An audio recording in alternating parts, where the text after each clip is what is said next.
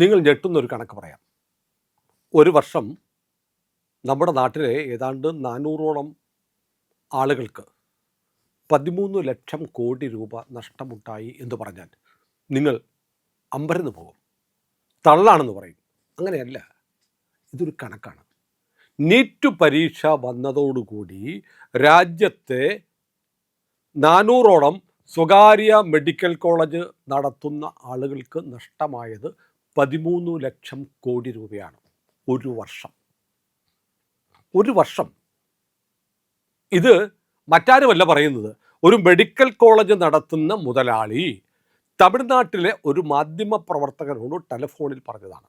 അദ്ദേഹം പറയുന്നു, എൻ്റെ മെഡിക്കൽ കോളേജിൽ ഒരു വർഷം 200 സീറ്റുണ്ട് എന്ന് പറഞ്ഞാൽ ആദ്യ വർഷം മുതൽ 5-ാം വർഷം വരെ, 5 വർഷമാണല്ലോ MBBS പഠനം, 5 വർഷം വരെ 1000 കുട്ടികൾ പഠിക്കും അതായത് ഒരു വർഷം എനിക്ക് ക്യാപിറ്റേഷൻ ഫീസ് ഇനത്തിൽ 400 കോടി രൂപ വെച്ച് കിട്ടും. 100 കുട്ടികൾക്ക് ക്യാപിറ്റേഷൻ ഫീസായിട്ട് വാങ്ങിയിരുന്നത് 400 കോടി രൂപയാണ്. ഒരു വർഷം 250 കോടി രൂപ ട്യൂഷൻ ഫീസ് കിട്ടുമായിരുന്നു. ഇത് രണ്ടും ചേർത്താൽ ഒരു വർഷം കിട്ടിയിരുന്നത് 650 കോടി രൂപയാണ്. ഒരു സ്വകാര്യ മെഡിക്കൽ കോളേജ് 200 സീറ്റുകൾ ഉണ്ടെങ്കിൽ, അങ്ങനെ 5 ബാച്ചുകൾ ഉണ്ടെങ്കിൽ ഒരു വർഷം ഒരു മെഡിക്കൽ കോളേജ് നടത്തുന്ന ആൾക്ക് കിട്ടുന്നത് 650 കോടി രൂപ. അങ്ങനെ 400 മെഡിക്കൽ കോളേജുകളുണ്ട്. അങ്ങനെ കണക്കാക്കിയാൽ ഞങ്ങൾക്ക് എൻ്റെ കുടുംബം, അയാൾ പറയാണ്, എൻ്റെ കുടുംബം, ആ വോയിസ് ഞാൻ കേൾപ്പിക്കാം നിങ്ങളെ, എൻ്റെ കുടുംബത്തിന് 650 കോടി രൂപ ഒരു വർഷം നഷ്ടപ്പെട്ടു എന്ന് പറയുന്നത് പോലെ 400 കുടുംബങ്ങൾക്ക് ഒരു വർഷം നഷ്ടമായത് 13 ലക്ഷം കോടി രൂപയാണ്. ഇതാരാ നഷ്ടപ്പെടുത്തിയത്? നരേന്ദ്രമോദി നീറ്റ് നടപ്പാക്കിയപ്പോൾ ഞങ്ങൾക്ക് ക്യാപിറ്റേഷൻ ഫീസ് വാങ്ങാൻ പറ്റാതായി. 25 ലക്ഷം രൂപ വീതം ഞങ്ങൾ ട്യൂഷൻ ഫീസ് വാങ്ങിയിരുന്നു ഒരു കുട്ടിയിൽ നിന്ന്. അത് പരമാവധി 5 ലക്ഷമേ വാങ്ങാൻ പറ്റൂ എന്നാക്കി. ഇത് മാത്രമല്ല, ഇനി ഞങ്ങൾക്ക് ഇഷ്ടം പോലെ ചില സീറ്റുകൾ വിൽക്കാൻ നേരത്തെ ഉണ്ടായിരുന്ന സ്വാതന്ത്ര്യമില്ലാതായി. NRIകൾക്ക് വേണ്ടി മാത്രം ഉയർന്ന ഫീസ് വാങ്ങാം എന്നായി. അത് തെളിയിക്കാൻ അവരുടെ പാസ്പോർട്ട് ഉൾപ്പെടെ വിദേശത്ത് താമസിക്കുന്നു എന്നതുൾപ്പെടെയുള്ള രേഖകൾ നിർബന്ധമാക്കി എന്ന് മാത്രമല്ല, NRI സീറ്റുകളുടെ എണ്ണം വെറും 15 മാത്രം ചുരുക്കി. 200 സീറ്റുകളുള്ള ഞങ്ങൾക്ക് 15 സീറ്റുകൾ മാത്രമേ ഇപ്പോൾ ഞങ്ങളുടെ ഇഷ്ടത്തിന് കച്ചവടം നടത്താൻ പറ്റുന്നുള്ളൂ. ആർക്ക്? NRIക്ക്. അതും അവരുടെ പാസ്പോർട്ടും വിസയൊക്കെ നോക്കിയിട്ട്. ഞങ്ങൾ ഇഷ്ടമുള്ളവർക്ക് കൊടുക്കാൻ പറ്റില്ല. NRI ആണെന്ന വ്യാജേന നാട്ടിലെ ഒരു സമ്പന്നൻ്റെ മകന് കൊടുക്കാൻ പറ്റില്ല, മകൾക്ക് കൊടുക്കാൻ പറ്റില്ല. വിദേശത്താണെന്നുള്ളതിൻ്റെ ഡോക്യുമെൻറ്റ്സ് വെരിഫൈ ചെയ്യണം. ഇതെല്ലാം തുലച്ച് കളഞ്ഞത് നരേന്ദ്രമോദിയാണ്. നീറ്റ് എന്ന് പറയുന്ന സാധനം വന്നതോടുകൂടിയാണ്. അപ്പോൾ ഈ മെഡിക്കൽ കോളേജുകളുടെ കൂട്ടായ്മ അതിശക്തമാണ്. 400ഓളം അംഗങ്ങളുണ്ട്. ഇയാൾ പറയുന്നു, ഞങ്ങൾ ബാംഗ്ലൂരിൽ ഒരു യോഗം ചേർന്നിട്ട് പറഞ്ഞു, നമുക്ക് ഒരു വർഷം കിട്ടുന്ന 13 ലക്ഷം കോടി രൂപയാണ് നരേന്ദ്രമോദി തകർത്തത്. അതുകൊണ്ട് നീറ്റ് സമ്പ്രദായം അവസാനിപ്പിക്കാൻ വേണ്ടി ചെയ്യാവുന്നതെല്ലാം ചെയ്യണമെന്ന് ബാംഗ്ലൂരിൽ ചേർന്ന ഞങ്ങളുടെ സിൻഡിക്കേറ്റ് തീരുമാനിച്ചു. ഇതൊക്കെ മാധ്യമപ്രവർത്തകരോട് പറയുമ്പോൾ മാധ്യമപ്രവർത്തകൻ തിരിച്ചു ചോദിക്കുന്നുണ്ട്. പക്ഷേ അയാൾ പറഞ്ഞടങ്ങൂ എന്ന് പറഞ്ഞ് പറയുകയാണ്. നിങ്ങളിത് അറിയണം, ഈ രാജ്യത്ത് ഞങ്ങൾക്ക് നരേന്ദ്രമോദി വരുന്നതിന് മുമ്പ് മെഡിക്കൽ കോളേജ് രംഗത്ത് എത്ര വലിയ കൊള്ള നടത്താൻ കഴിയുമായിരുന്നു. അതിന് സമ്മതിക്കുന്നില്ല ഈ മനുഷ്യൻ. നീറ്റ് ഉണ്ടാക്കി, എന്നിട്ടോ NTA എന്ന് പറയുന്ന നാഷണൽ ടെസ്റ്റിംഗ് ഏജൻസി എന്ന് പറയുന്നൊരു സംവിധാനം ഉണ്ടാക്കി. ഇവിടെ എൻ്റെ ചില സുഹൃത്തുക്കൾ കഴിഞ്ഞ ദിവസം എനിക്ക് മെസ്സേജ് കിട്ടും, നിങ്ങളിങ്ങനെ ഈ നീറ്റിനെയൊക്കെ ന്യായീകരിക്കുന്നു, ധർമ്മേന്ദ്ര പ്രധാനെ ന്യായീകരിക്കുന്നു, ഇതിനുള്ള കുഴപ്പം പറ്റി എന്താണെന്നറിയോ? NTA എന്ന് പറഞ്ഞിട്ട് പ്രൈവറ്റ് ഏജൻസിക്ക് പരീക്ഷ നടത്താൻ കൊടുത്തുകൊണ്ടല്ലേ ഇത്. ആരായി ഇവനോടൊക്കെ പറഞ്ഞത് NTA പ്രൈവറ്റ് ഏജൻസിയാണെന്ന്? NTA എന്ന് പറയുന്ന നാഷണൽ ടെസ്റ്റിംഗ് ഏജൻസി എന്ന് പറയുന്നത് കേന്ദ്ര സർക്കാരിൻ്റെ സ്ഥാപനമാണ്. അവരാണ് ഈ പരീക്ഷ നടത്തുന്നത്. JEE main, CUET, UGC NET, CMAT, GPAT തുടങ്ങി ദേശീയ തലത്തിലുള്ള എല്ലാ പരീക്ഷകളും നടത്തുന്നത് NTA ആണ്. അത് കേന്ദ്ര സർക്കാരിൻ്റെ സ്ഥാപനമാണ്. അല്ലാതെ സ്വകാര്യ വ്യക്തികൾക്ക് കൊടുത്തതുകൊണ്ടല്ലെന്നേ ഈ പരീക്ഷയിൽ ക്രമക്കേടുണ്ടായത്. ക്രമക്കേട് ഉണ്ടായെങ്കിൽ ഇവിടെ നോക്കൂ, ഇവർ പറയുകയാണ് ഞങ്ങൾ ബാംഗ്ലൂർ ചേർന്ന കൺസോർഷ്യം ഈ പാറ്റകൾക്ക് കൊടുത്തിട്ടുണ്ട്, 3 കോടി രൂപ കൊടുക്കാൻ തീരുമാനിച്ചു. എങ്ങനെയെങ്കിലും ഈ മോദിയുടെ മുടിഞ്ഞ ഭരണം ഒന്ന് അവസാനിച്ച് കിട്ടാൻ വേണ്ടി. മോദിയുടെ ശത്രുക്കൾ ആരൊക്കെയാണ് നോക്കൂ, മെഡിക്കൽ കോളേജുകൾ നടത്തുന്നവർ ശത്രുക്കളാണ് മോദിയുടെ. കാരണം സാധാരണക്കാരൻ്റെ മക്കൾക്ക് പഠിക്കാൻ കഴിയുമാറ് നീതിയുക്തമായ പ്രവേശം കിട്ടുന്നതിന് ഉതകും വിധം നീറ്റ് പരീക്ഷ നടപ്പാക്കി. കഷ്ടപ്പെട്ട് പഠിച്ച പിള്ളേർക്ക് അഡ്മിഷൻ കിട്ടും. നേരത്തെ കാശായിരുന്നു. സ്വകാര്യ മെഡിക്കൽ കോളേജുകളിൽ മാനേജ്മെൻറ്റുകൾക്ക് തന്നിഷ്ടപ്രകാരം അഡ്മിഷൻ കിട്ടുമായിരുന്ന പണം കൊടുത്ത് പണമെറിഞ്ഞ് ഡോക്ടർമാരെ ഉണ്ടാക്കുന്ന സംവിധാനം മാറ്റിയിട്ട് മുതലാളിമാർക്ക് കോളേജ് തുടങ്ങിയവർക്ക് അത്യാവശ്യം ലാഭമൊക്കെ ഉണ്ടാക്കാനുള്ള കുറച്ച് സീറ്റുകൾ കൊടുത്തു. ബാക്കി മുഴുവൻ നീതിയുക്തമായി വിതരണം ചെയ്യുന്ന സംവിധാനമുണ്ടാക്കി. പരീക്ഷ എഴുതി പാസ്സായി വിവരമുള്ളവൻ മാത്രം ഡോക്ടറായാൽ മതി. ഇറച്ചിക്കടയിൽ പണിയെടുക്കുന്നത് പോലെ രോഗികളെ വരഞ്ഞ് കയറുന്ന ഡോക്ടർമാർ ഉണ്ടാവാതിരിക്കാൻ കർശനമായ വ്യവസ്ഥ കൊണ്ടുവന്നു. മോദിയോട് ശത്രുത ഉണ്ടാവില്ലേ? സ്വാഭാവികമാണ്. അതുകൊണ്ടാണ് മോദിയെ അട്ടിമറിക്കാനുള്ള ശ്രമങ്ങൾ നടക്കുമ്പോൾ ദുബായിൽ നിന്ന് മലയാളി ഉൾപ്പെടെ വരുന്നത്. അതിന് മതമുണ്ട്.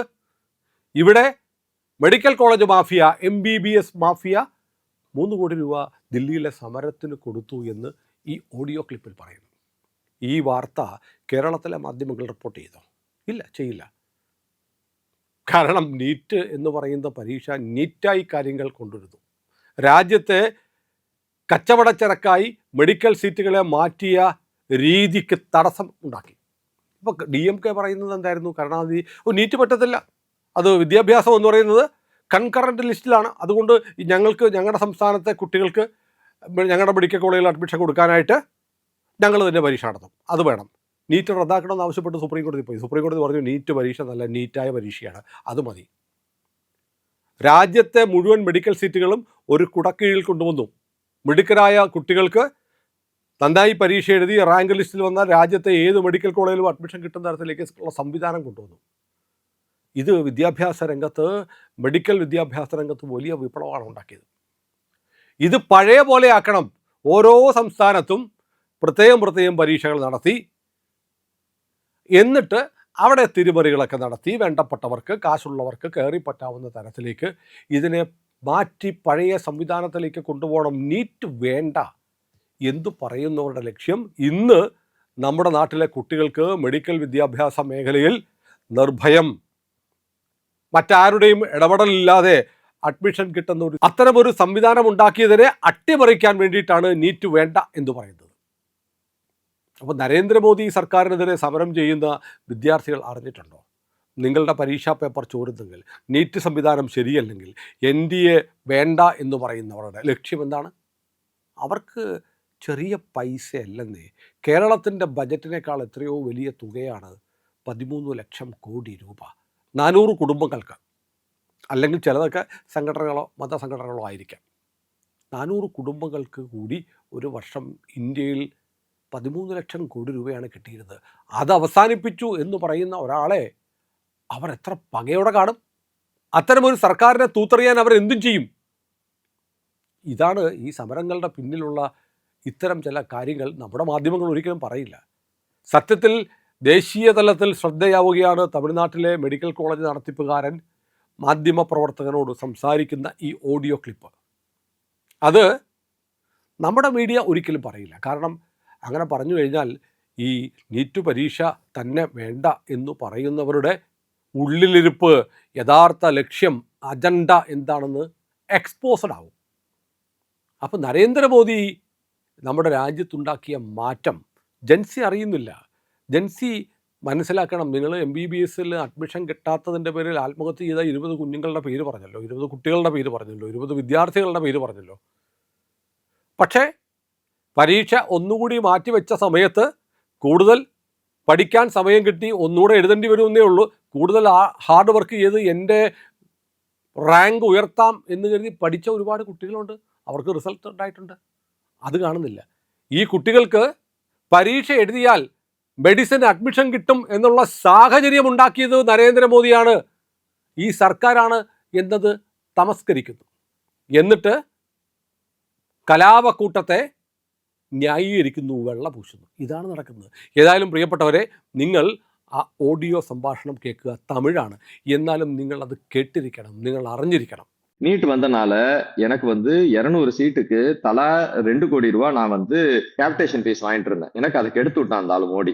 என்ன இப்ப 400 கோடி ரூபாய் எனக்கு லாஸ். பிளஸ் நான் என்னுடைய காலேஜ்ல மொத்தம் 1000 ஸ்டூடெண்ட்ஸ் படிப்பாங்க. 200 seat first year, second year, third இயர்னா மொத்தம் 5 வருஷத்துக்கு 1000 குழந்தை எனக்கு என் காலேஜ்ல படிக்கும். ஒவ்வொரு ஸ்டூடெண்ட்டுக்கும் வருஷத்துக்கு 25 லட்சம் ரூபாய் நான் டியூஷன் ஃபீஸ் வாங்கிட்டு இருந்தேன். இப்ப இந்த ஆள் மோடி என்ன பண்ணிட்டு இருக்கிறான் அப்படின்னு சொன்னோம்னா 5 லட்சம் தான் வாங்கணும் அப்படின்னு சொல்லி சட்டத்தை போட்டு விட்டான். 15 சீட்டுக்கு மாத்திரம் தான் நீ 25 லட்சம் வாங்கணும், அதுவும் என்ஆர்ஐ கோட்டால அவன் பாஸ்போர்ட்டை காமிக்கணும்ட்டான். அப்ப இன்னைக்கு அதுவும் எனக்கு கெட்டு போயிடுச்சு. வெறும் 5 லட்சம் தான் வாங்க முடியுது, என்னால 25 லட்சம் தலா வாங்க முடியல. அப்படின்னா நான் 250 கோடி ரூபாய் வாங்கிட்டு இருந்தேன் வெறும் டியூஷன் ஃபீஸ்ல மாத்திரம். அப்ப 400 கோடி ரூபாய் கேபிடேஷன் ஃபீஸ். இன்னைக்கு வருஷம் ஆரம்பிச்சது 2027 ஆரம்பிச்சதுன்னு வச்சுக்கோங்க. நீட் மாத்திரம் இல்லாம இருந்திருந்தா 2027 வருஷம் ஆரம்பிக்கும் போது 400 கோடி ரூபாய் ஃபர்ஸ்ட் பொட்டி எனக்கு இறங்கிடும் கேபிடேஷன் ஃபீஸா.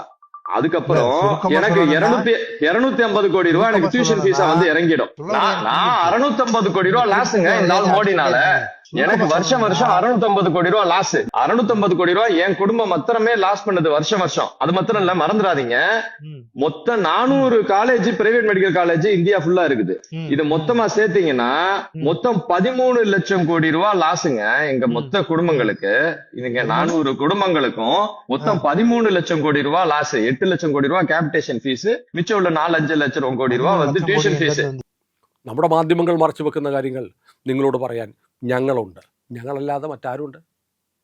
പിണറായി വിജയൻ്റെ പരസ്യമല്ല, ഞങ്ങൾ പറയുന്നത് സത്യമാണ്.